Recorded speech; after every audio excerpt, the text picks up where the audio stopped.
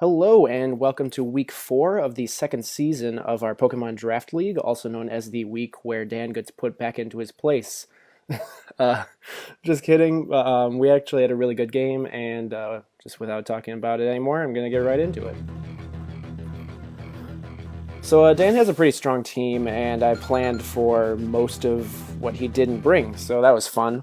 But knowing that he leads off with Darmanitan almost every single game, I decided to bring in my Gastrodon first. Gastrodon can take literally anything from this thing all day and recover it off. So it was a pretty easy way to just start it off by setting up a Toxic. If he stayed in, he's poisoned. If he switches out, he's poisoned, so whatever. So he brings in his Cinderella, and that guy gets poisoned, or that girl, I guess, gets poisoned, the Florges. And already one of his walls is compromised, so that is easy peasy and amazing for me. So I'm just going to bring out my Quillfish here.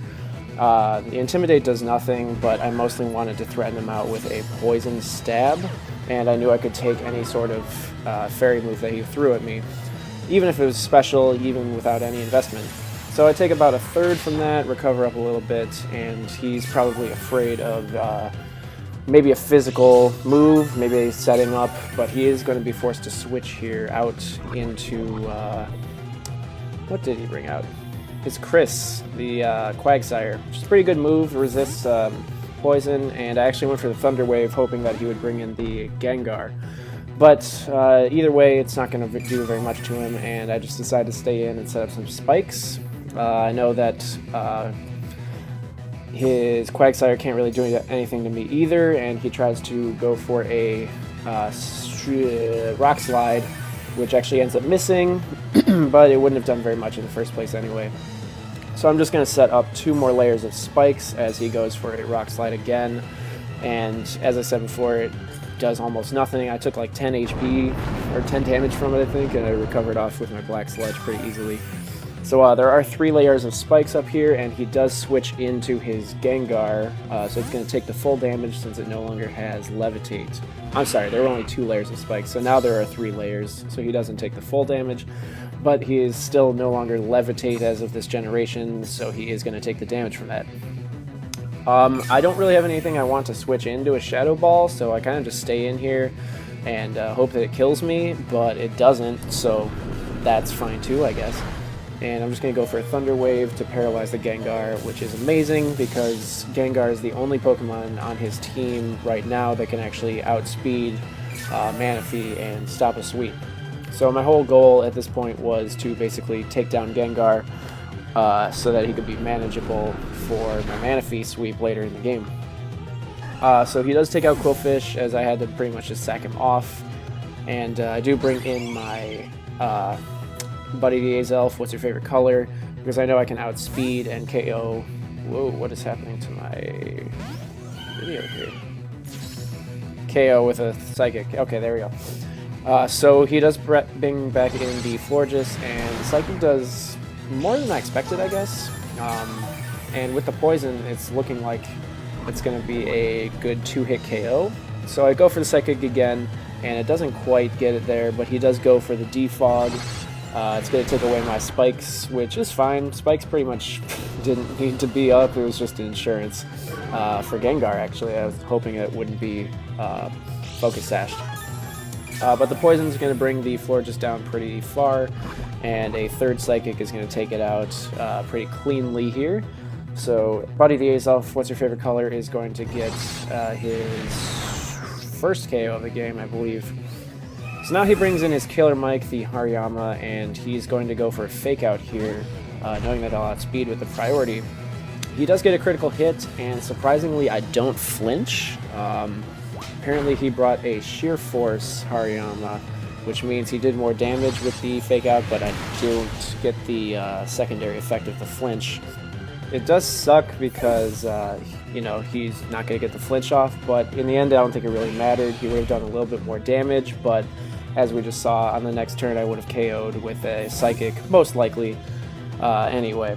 So he does bring out his Scizor here, and I'm going to bring out my answer, the Zapdos AA-J, as he is going to Mega Evolve, and I think he goes for a Bullet Punch here, trying to KO the Azelf.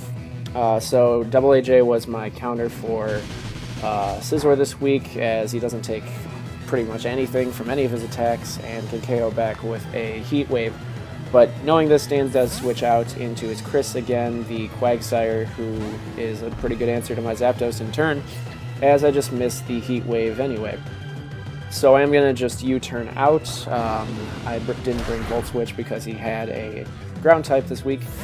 And I'm going to switch back into my Gastrodon, the Gastrodon, who's going to take a Rock Slide quite nicely. It actually only does 12 damage, and with my leftovers, it's going to put me back up to 100% again. The only real ability I have to use against is Quagsire, assuming that he is Water Absorbed, which I would hope he's not. I hope he would be unaware. But my only real answer to this thing is to Toxic it and wait. So I do go for the Toxic, and luckily it hits, as he goes for the Toxic right back on me. So we've just got two Water Ground little slug guys just throwing poison at each other. So we're both poisoned now, and he is going to show me that he is faster because his leftovers goes first. Actually, I think I was at full, so that might not have mattered anyway. But we are going to be almost at 100% with our poisons, and I'm pretty sure he's going to switch out, so I just stay in and go for an Earth Power, just to see if he stays in and goes for his own ground move. But luckily he does switch into the Gengar, and Gengar is allergic to ground, so he's going to be taken out by my Earth Power cleanly with no investment.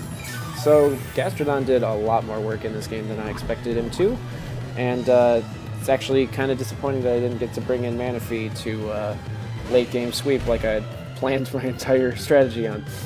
But he does bring out the Scizor here, and I switch in my Azelf, mostly assuming that he was going to try to either set up a Sword Stance or something, or I guess just attack and kill Azelf, which would allow me to bring in a different Revenge Killer. But thankfully he does go for a Roost, and I'm able to bring in Buddy the Azelf, what's her favorite color, for free, and get that clean Flamethrower off, which is an easy one-hit KO. So he brings back out his Darmanitan here, and I'm not assuming that it's going to be faster, but I don't really want to take any chances. So I just switch back into Gastrodon here, and he hits me with a Flare Blitz, which is going to do about a quarter of my health, which leaves me at about half. He does get the recoil in return, and I just heal up a little bit with my leftovers and take some toxic damage. I know I can't stay in here for too long because the toxic damage is going to ramp up, and with this Flare Blitz here, it's going to leave me at about a quarter of my HP, I think. The video is horribly lagging. So I'm going to go for Recover, knowing that I'm probably not going to be able to take another one when I'm outsped next turn. So I do go for that Recover, get up to about 3/4 of my HP, and I believe he's going to go for another Flare Blitz here, just trying to knock me down as far as possible, not let me recover, and hope that the toxic damage takes care of me. So it's a good strategy, and he actually gets a critical hit here, which sets me back about 2 more turns, as that's going to suck my HP away pretty fast. So I have to go for an Earth Power here, take out the Darmanitan, and as I'm was crit that turn, it's actually going to leave me very close to KO after the poison damage, so I'm not going to be able to stay in against anything faster than me and recover. So he does bring in his Quagsire once again, and even though I'm pretty sure I can take anything from it, I just decide to switch into my little squishy here, the Manaphy, as he goes for a Recover to restore exactly how much his leftovers would, and he takes some poison damage, and just to pad Manaphy's stats by 1 instead of the 4 to 6 that I was hoping for, I just go for a Energy Ball and take out the Quagsire with his 4 times weakness. So yeah, it was a really good game. Dan can't be disrespecting me with his 1 OU pick for this week's match. But yeah, I did have a lot of plans for Dragonite, as I was really scared of that guy trying to set up on me. And I know he brings it quite often to his games and has a lot of success with it. I was also a little bit worried about the what's his name, Buzzwole, as I am not very good at taking down substitute users, and I know he is a good one with substitute and bulk up. But thankfully, Dan didn't bring either of those two, so I just had a pretty fun game with Gastrodon and Azelf, and a little bit of Manaphy. So please keep watching and tuning into our matches. Next week I play Evan, coach of the Saffron City Sneasels, in our I guess rematch of our last season's playoff games. So that one should be very interesting, and I'm sure Evan and I both have quite a week ahead of us in team building.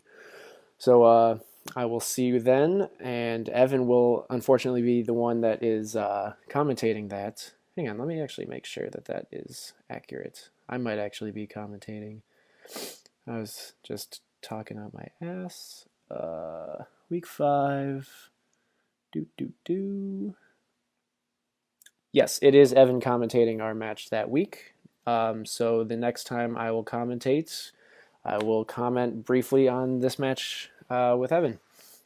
So I will see you next time.